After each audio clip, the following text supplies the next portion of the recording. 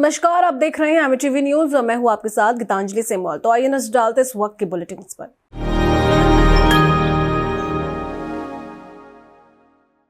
बिहार में मुख्यमंत्री बदले जाने को लेकर चल रही अटकलों के बीच चिराग पासवान ने बड़ा बयान दिया है। चिराग पासवान ने साफ शब्दों में कहा कि राज्य में मुख्यमंत्री बदलने को लेकर ऐसी कोई चर्चा नहीं है। उन्होंने इन खबरों को महज अफवाह करार दिया है।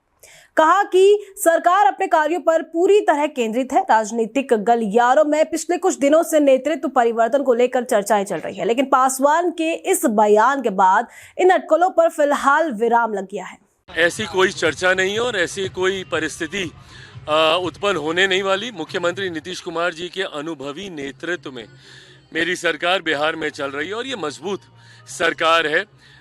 बड़े संख्या बल के साथ 200+ के साथ हम लोग बिहार में सरकार चला रहे हैं। तो कतई मुख्यमंत्री बदलने की कोई चर्चा नहीं हो रही। मौजूदा मुख्यमंत्री जी के नेतृत्व में ये डबल इंजन की सरकार, मेरे प्रधानमंत्री नरेंद्र मोदी जी के सोच वाली सरकार बिहार में ऐसे ही चलती रहेगी। ऑल इंडिया तृणमूल कांग्रेस की ओर से राज्यसभा चुनाव के लिए नामित उम्मीदवार आज नामांकन दाखिल करने पश्चिम बंगाल विधानसभा पहुंचे। इस दौरान एक्ट्रेस कोयल मलिक, वरिष्ठ वकील मेनका गुरुस्वामी और रिटायर्ड आईपीएस अधिकारी राजीव कुमार ने पश्चिम बंगाल से राज्यसभा सीट के लिए अपना नामांकन पत्र दाखिल किया। तीनों उम्मीदवार पार्टी नेतृत्व की मौजूदगी में विधानसभा पहुंचे। इस मौके पर पार्टी कार्यकर्ताओं में उत्साह देखा गया। राज्यसभा चुनाव को लेकर पश्चिम बंगाल की राजनीति में सरगर्मी तेज हो गई है। अब सभी की नजरें नामांकन प्रक्रिया और आगामी मतदान पर टिकी है। बिहार की राजनीति में उस वक्त हलचल बढ़ गई जब मुख्यमंत्री नीतीश कुमार के राज्यसभा जाने की चर्चा तेज हुई। बताया जा रहा है कि इस फैसले की खबर से कुछ जदयू कार्यकर्ताओं में नाराजगी देखने को मिली। जानकारी के मुताबिक मुख्यमंत्री आवास पहुंचे एक जदयू विधायक को ही कार्यकर्ताओं ने विरोध के बीच वापस भेज दिया। राजनीतिक विश्लेषकों का मानना है कि यदि इस तरह की अटकलें आगे बढ़ती हैं तो इसका असर पार्टी की अंदरूनी राजनीति पर पड़ सकता है।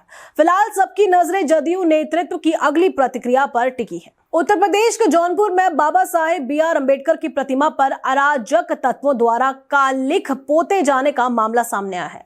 घटना की जानकारी मिलते ही जौनपुर के जिलाधिकारी डॉक्टर दिनेश चंद्र मौके पर पहुंचे और उन्होंने स्वयं अपने हाथों से प्रतिमा को पानी से साफ किया। साथ ही उन्होंने दोषियों की जल्द गिरफ्तारी का आश्वासन दिया। प्रशासन ने मामले को गंभीरता से लेते हुए जांच शुरू कर दी है और इलाके में सुरक्षा बढ़ा दी गई है। यह घटना सामाजिक सौहार्द और कानून व्यवस्था को चुनौती देने वाली मानी जा रही है।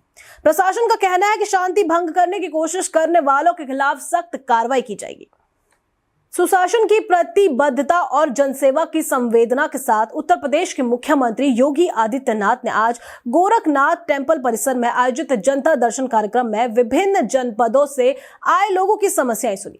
जनता दर्शन के दौरान बड़ी संख्या में नागरिक अपनी शिकायतें और मांगे लेकर पहुंचे। मुख्यमंत्री ने एक एक प्रार्थना पत्र का संज्ञान लेते हुए संबंधित अधिकारियों को प्रत्येक जन समस्या के त्वरित, प्रभावी और पारदर्शी निराकरण के निर्देश दिए। मुख्यमंत्री ने स्पष्ट कहा कि आम जनता की समस्याओं का समयबद्ध समाधान सरकार की प्राथमिकता है और किसी भी स्तर पर लापरवाही बर्दाश्त नहीं की जाएगी।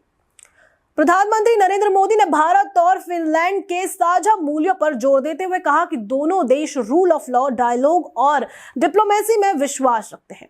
उन्होंने कहा कि हम एक मत है कि केवल मिलिट्री कॉन्फ्लिक्ट से किसी भी मुद्दे का समाधान नहीं निकल सकता। प्रधानमंत्री ने स्पष्ट किया कि चाहे यूक्रेन का मुद्दा हो या पश्चिमी एशिया की स्थिति, भारत शांति और संघर्ष की शीघ्र समाप्ति के हर प्रयास का समर्थन करेगा।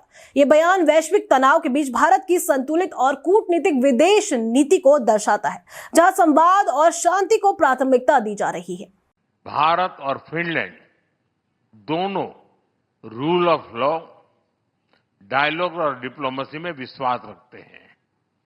हम एकमत है कि केवल मिलिट्री कॉन्फ्लिक्ट से किसी भी मुद्दे का समाधान नहीं निकल सकता। यूक्रेन हो या पश्चिमी एशिया, हम संघर्ष की शीघ्र समाप्ति और शांति के हर प्रयास का समर्थन करते रहेंगे।